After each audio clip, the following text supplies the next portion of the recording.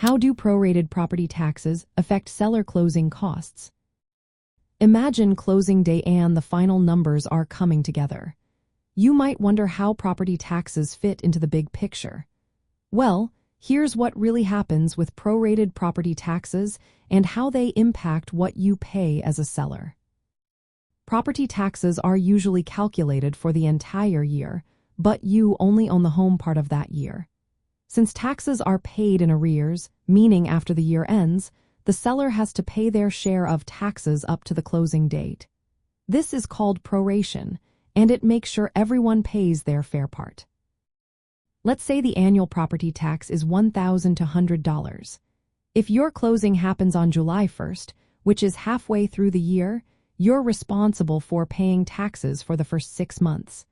That means you owe $600 for your ownership period. When you close, the seller's closing costs will include this $600 amount. Now, because the taxes are paid in advance or in installments, the buyer needs to be credited for the part of the taxes they will owe after they take ownership. So, the seller pays their share upfront, and the buyer gets a credit for the remaining taxes for the rest of the year.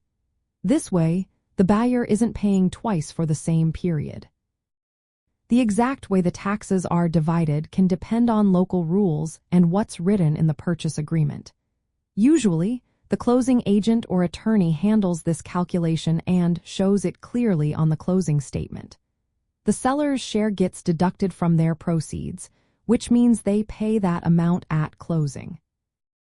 This proration process is fair because it aligns tax responsibility with actual ownership time. It prevents the seller from paying taxes after they've moved out or the buyer from paying before they own the home.